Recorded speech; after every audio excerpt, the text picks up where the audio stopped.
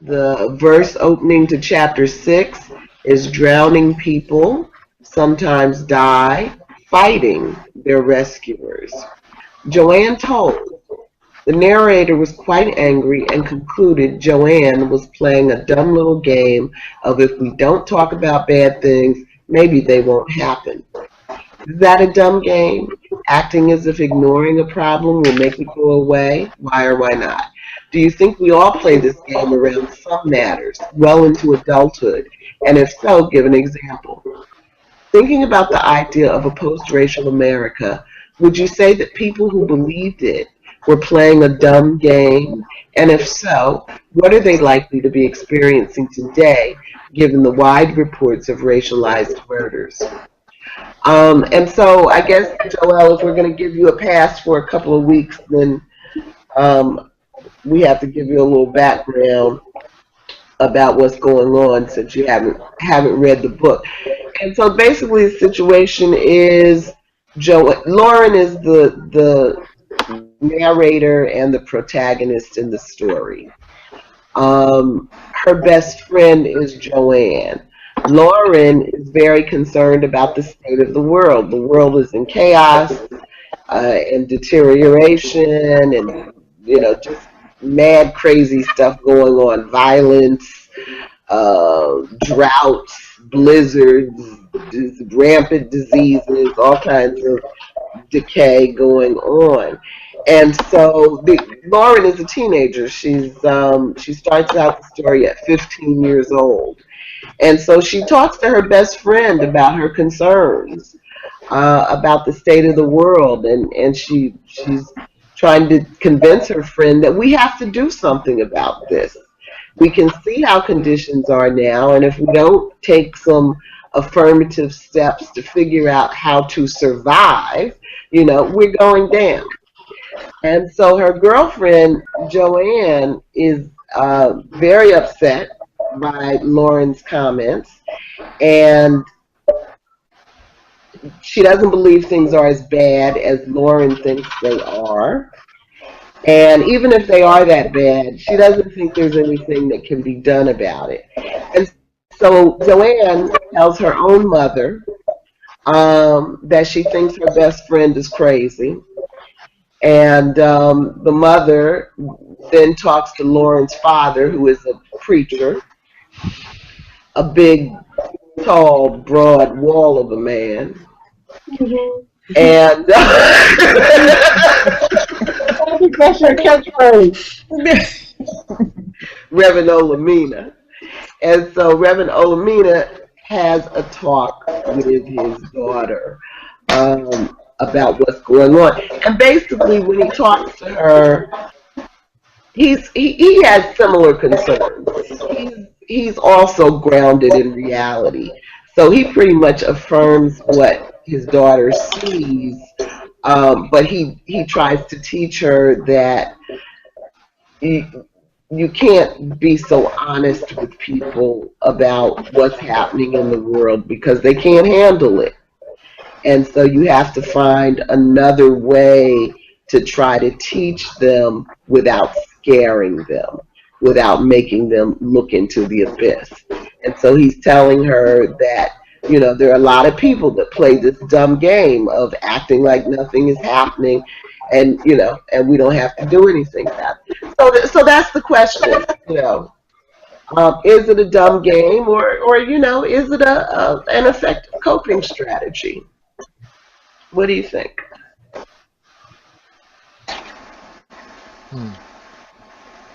I think it's coping. Yeah. Because that's the only thing that makes sense, and I'm all about sense. And it can't be like you. I think it's definitely coping. People just can't handle it for whatever reason, and I really don't believe that people believe that if they don't talk about it, it'll go away. Because it's obviously that's not what happens. That's not what's happening now. So I think their claims are constantly refuted by like real life. But I definitely think it's coping. And I think we do it like individually with other aspects of our lives. If it's not race, it's something else. Like I understand that being two black parent black is difficult, especially if you're dark skinned. But I cannot think about being dark skinned and let that be a problem and still be black and a woman. So I've just decided to just not even deal with that. I don't even have problems with it because I literally can't, and that's a coping mechanism for me. Because I would go crazy because you can't do nothing about skin. Not in a healthy way. Mentally, socially, economically. But yeah. Yeah, yeah.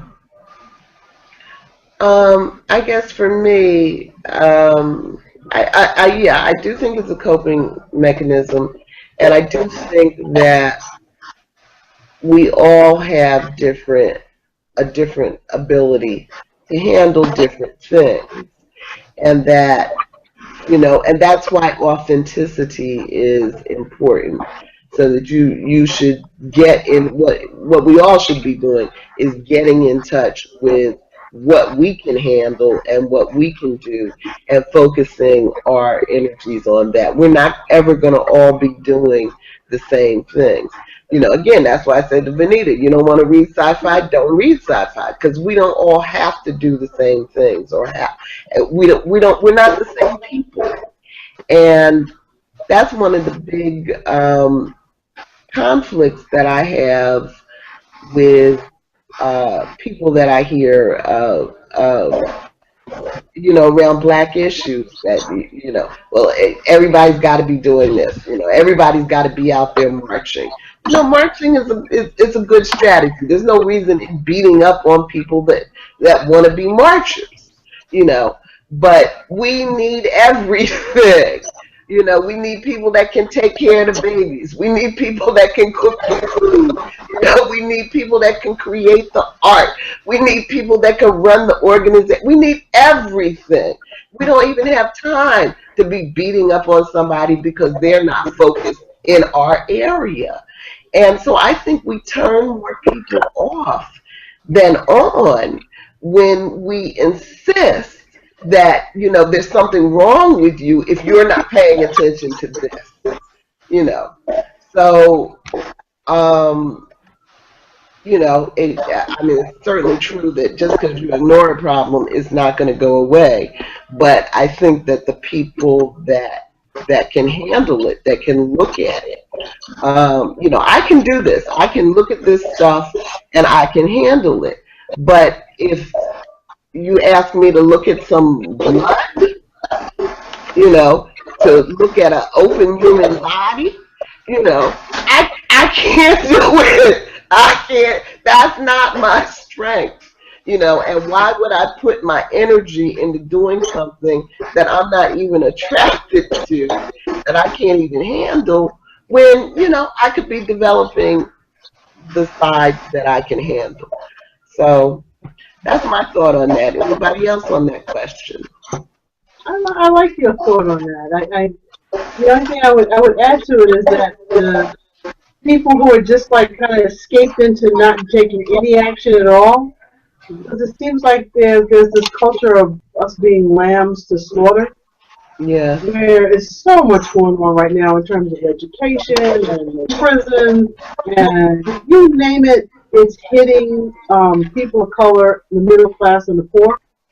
And so, for me, it just feels like the revolution will not be televised. The last poets.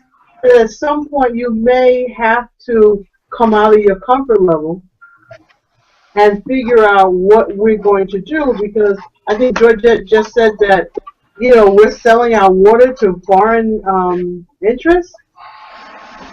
At some point, you're going to have to understand that the rich are getting super rich and trampling over everybody. So it's just a matter of starting to open your eyes and your ears and take whatever the action you can take, because I'm just amazed at the state of the world. I really am. Because I think this week alone, 4 different people have said that they are losing their apartments. And I've never seen so many middle-class people rent double and rent, go up 40, 50%. And then they have no choice because everything in the neighborhood is that same price. So either we do something now, or in 2 years, we won't even be able to get a step up. So I like what you're saying. In 2 years we'll be we'll be right here. But you know, that's you know, that, that that makes me really think about if you look at the part of the question that says, how do we cope? A how does a society cope in it? And I think about one way that we cope with post-racial or whatever is if you look at integration or if you look at the neighborhoods that people live in, and you look at how we cope with different things, we move to better neighborhoods. We have we get a better education. We have a better job. It's and like you said, Gil Scott Heron saying the next revolution won't be televised, and we see the people over there. It's not us anymore. We're not in the hood. We're in the suburbs.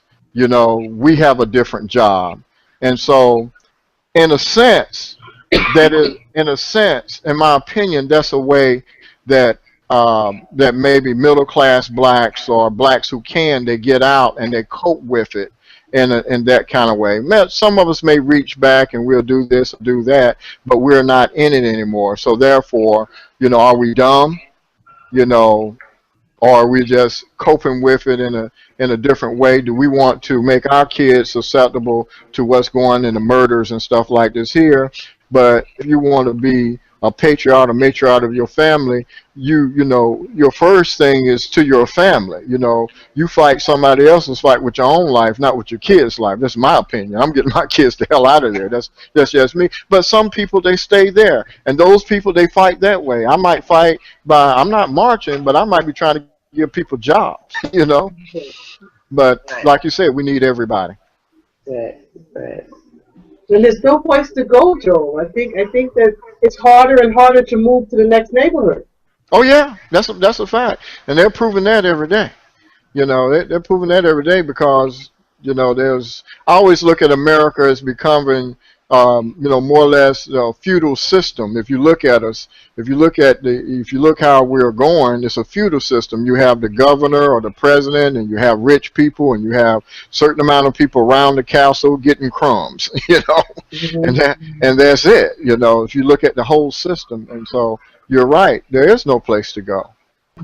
I just want to make the point though that all of us here, given our age range, are living through the most rapid period of change, massive period of change human beings have ever known. Yeah. And that's really what this book is about.